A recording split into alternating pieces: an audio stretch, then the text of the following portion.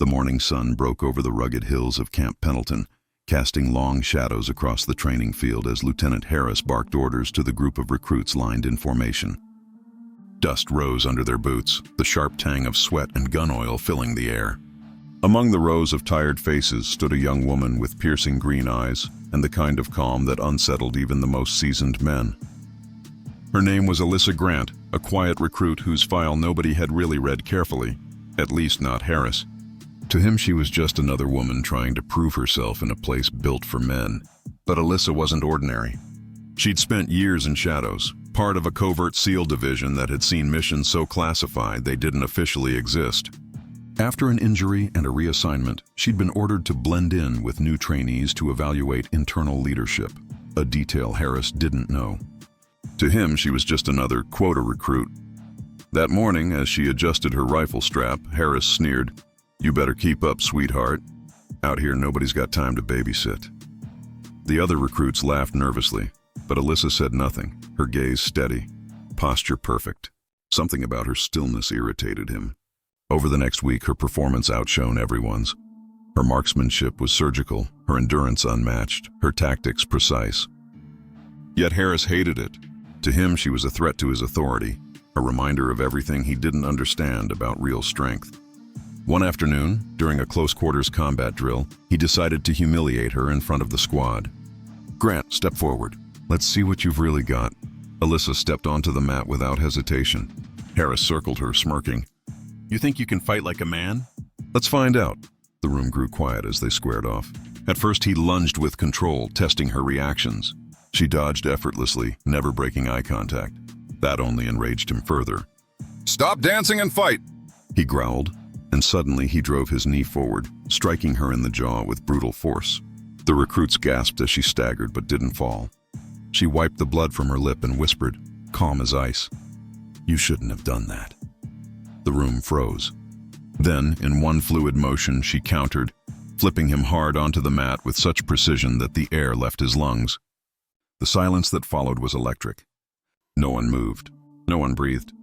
Alyssa stepped back, hands raised, ready to apologize. But Harris, humiliated and red with rage, leaped up and grabbed her by the vest. "You're done here!" he shouted. "You think you can embarrass me?" She didn't resist. The instructor stormed in, pulling them apart, ending the drill. For the rest of the day, Harris stalked around camp like a wounded animal, plotting revenge.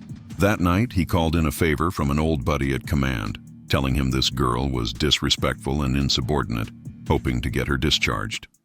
What he didn't know was that Alyssa's file was already under quiet review by the Department of Naval Operations, because someone higher up had flagged her as a former SEAL with classified clearance. The next morning, Harris's superior, Colonel Whitaker, arrived on base unexpectedly. "Where's Recruit Grant?" he demanded. Harris stiffened. "She's in the barracks, sir. Caused some trouble yesterday." Whitaker's face darkened. "Trouble?" he repeated slowly. "Lieutenant, do you know who she is?" Harris shrugged arrogantly. "Just another wannabe who needs to learn her place." The colonel's jaw tightened. "Her place," he said, stepping closer, "is anywhere she damn well wants it to be. She's one of the finest marksmen this country has ever trained, and she's here under my orders." The color drained from Harris's face. He opened his mouth to respond, but Whitaker wasn't finished. "You assaulted a decorated SEAL, Lieutenant, and now you're going to answer for it." Rumors spread through the camp like wildfire. The same recruits who had laughed at Alyssa now avoided eye contact, whispering her name in disbelief. But Alyssa didn't want revenge. She wanted accountability. She met privately with Whitaker and requested that no charges be filed. "I just want to finish training," she said quietly. "I didn't come here to make enemies." Whitaker nodded, impressed by her composure. But Harris couldn't stand the humiliation. That night, he followed Alyssa out toward the firing range, where she trained alone under the floodlights. "You think you're better than me?" he hissed, approaching her. She didn't even look up. "No," she said softly, reloading her weapon. "Just more disciplined." His temper flared, and before he could lunge, she spun, rifle disarmed, and in seconds had him pinned against the sandbags, her knee at his chest. "This isn't combat," she warned. "Don't make it one." But before she could release him, headlights cut through the night. Military trucks rolled in. The entire base was suddenly on alert. An urgent call had come in, live combat simulation due to terrorist infiltration training. Alyssa stood and extended a hand to Harris, helping him up. "You wanted to see what I can do?" she said quietly. "Watch closely." Over the next 48 hours, Camp Pendleton became a war zone of drills, live ammo, and tactical maneuvers. Alyssa led her unit flawlessly, anticipating attacks, securing perimeters, saving recruits when traps were triggered. Even Harris grudgingly followed her lead. At one point, during a live ambush exercise, their convoy was pinned down, and Alyssa took command. "You flank left," she ordered Harris. "I'll draw their fire." He hesitated but obeyed. Moments later, when fake rounds whizzed overhead, he realized she wasn't faking composure. She was leading like a soldier who had seen real fire. When the exercise ended and the smoke cleared, the evaluators emerged. Among them, a row of high-ranking SEAL officers. "Congratulations, Lieutenant," Whitaker said to Harris with a cold smile. "You've just been evaluated by one of the best field tacticians alive." Harris turned to Alyssa, his expression unreadable. For the first time, he saluted her. She didn't gloat. She simply nodded and walked past, her silhouette outlined against the rising sun. Later in the debrief, Whitaker called her in. "You could have destroyed him," he said. "Why didn't you?" Alyssa smiled faintly. "Because, sir," she said, "SEALs don't need revenge. We have results." As she left the room, Harris watched her go, the weight of his arrogance heavy on his shoulders. The story of Alyssa Grant spread beyond the base, inspiring thousands of recruits across the country. And Harris? He requested reassignment, to start over, to learn the meaning of strength. In time he would, but the legend of the quiet SEAL who taught a lieutenant humility became something every soldier knew by heart. A reminder that real power doesn't shout, it acts. Weeks passed after the intense training operation, but the base hadn't been the same. Alyssa Grant had become something of a quiet legend. Not because she sought attention, but because she commanded respect without ever demanding it. Even Harris, now humbled, found himself unconsciously mirroring her discipline. But peace never lasts long in a world built for warriors. One early morning, Colonel Whitaker summoned Alyssa to his office. His tone was grave. "We've received intel that a rogue unit, ex-Special Forces, is planning to breach the weapons depot near the Eastern Ridge," he said. "They're testing our readiness, and I want you to lead the counter-operation." Alyssa nodded, fully composed. "Who's my team?"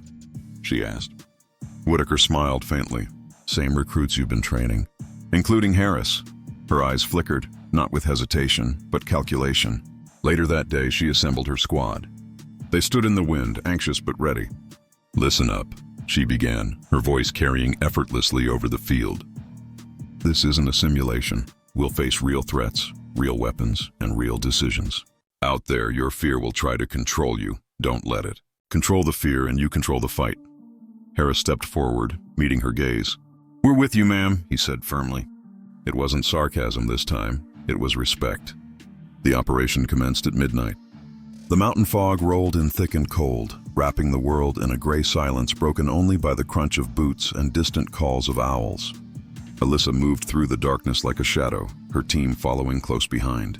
Suddenly, static crackled in her comms, movement on the Eastern Ridge. "Positions," she ordered softly. The recruits spread out. Then, without warning, the night erupted in gunfire. Muzzle flashes lit the trees, echoing through the canyon. Alyssa ducked behind cover, issuing calm, precise commands. "Harris, take the right flank. Johnson, suppress fire at the ridge." Her leadership under fire was surgical, controlled chaos molded into order. But the attackers were well-trained, moving in coordinated sweeps. It wasn't until Alyssa saw the leader, a grizzled man with the insignia of a former SEAL, that she realized who they were up against. These weren't outsiders. They were ghosts of the same program that had once forged her. "Stand down," she called, but her voice was swallowed by gunfire. A grenade rolled down the hill. "Cover!" she shouted, diving with Harris behind a fallen log as the explosion lit up the night. Shrapnel tore through the dirt inches from them. "You all right?" Harris coughed. Alyssa nodded, pulling him up. "We move now," she said. They advanced under fire, reclaiming ground inch by inch. When dawn broke, the rogue unit was surrounded. Alyssa approached their leader, a scarred veteran named Briggs. "You don't have to do this," she said. "You taught me once, man, we fight for those who can't." Briggs smirked. "And who's fighting for us now?" His words hit harder than bullets.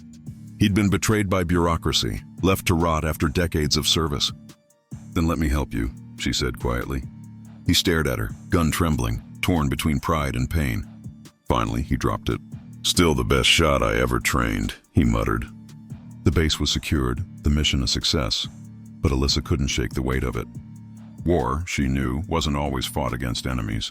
Sometimes it was fought against what the system created. Back at camp, Whitaker debriefed her personally. "You prevented bloodshed today," he said.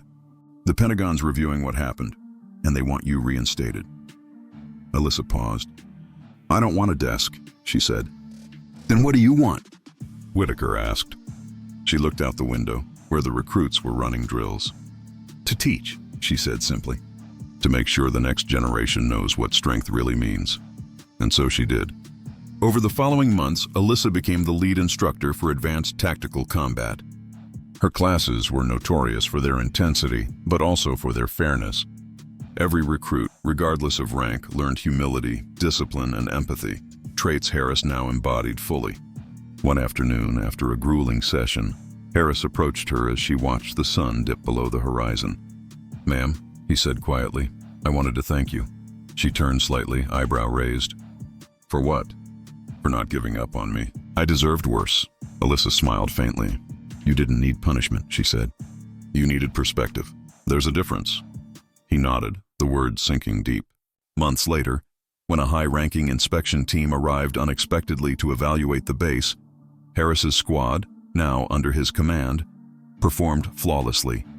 At the closing ceremony, Whitaker addressed the gathered soldiers. "Excellence," he said, "isn't about ego or rank. It's about control, courage, and humility. And that's something Lieutenant Harris and Instructor Grant have proven better than anyone." The applause that followed echoed like thunder across the valley. That night, Alyssa sat alone by the range, cleaning her weapon under the stars. Harris joined her quietly. "You ever miss it?" he asked. "The missions. The danger." She smiled. "Sometimes. But you know what I miss more? The moments before, when everyone's still human, still unbroken." The two sat in silence, the weight of their shared past unspoken. Then, just before dawn, an urgent call came in. A real crisis. A downed recon team near the Mexican border. Without hesitation, Whitaker assembled a rapid response unit. "Grant, Harris, you're leading." Alyssa strapped her gear and looked at Harris. "Guess we're not done yet," she said. The mission was brutal. Unforgiving terrain, constant gunfire, chaos everywhere. But through it all, Alyssa's calm anchored the team. At one point, when Harris was pinned behind a wrecked Humvee, she sprinted through open fire, dragged him to safety, and neutralized two hostiles with surgical precision. "You okay?" she asked breathlessly. "Remind me never to doubt you again," he laughed. By the time reinforcements arrived, the team had already extracted the wounded and secured the area. News spread quickly. The operation was hailed as a miracle. Back home, medals were offered, but Alyssa declined. "Real heroes," she said during a quiet interview, "aren't the ones in the spotlight. They're the ones who do the right thing when no one's watching." That quote went viral, inspiring millions across the country. Even civilians began sharing her words online, turning her into an unexpected symbol of quiet strength and discipline. Weeks later, she stood on a stage at a leadership conference in Washington, D.C., surrounded by veterans and young officers. "Strength," she said into the microphone, "isn't about how hard you hit. It's about what you stand for when someone else hits you first." The room erupted in applause. Cameras flashing, but Alyssa's gaze was calm, focused on the flag behind her, rippling softly in the air conditioning. Somewhere in the audience, Harris smiled proudly. After the ceremony, Whitaker found her backstage. "You know," he said with a smirk, "you could have my job one day." Alyssa laughed lightly. "I think I'll pass. Paperwork's too scary." He chuckled. "Fair enough, Commander Grant." She blinked. "Commander?" He nodded. "The promotion came through this morning. You've earned it." For the first time, genuine surprise broke her composure. "Thank you, sir," she said quietly. He saluted her, then added, "You didn't just change this base, Grant. You changed people." As the night fell over D.C., Alyssa walked alone down the marble steps, the city lights glowing below. She thought of her team, of Harris, of Briggs, of all the people who had tried to define strength through domination instead of discipline. And she knew her mission wasn't over. Real battles weren't fought in deserts or jungles. They were fought in hearts, in choices, in courage to forgive. Looking up at the night sky, she whispered, "For those who still fight their battles in silence, this is for you."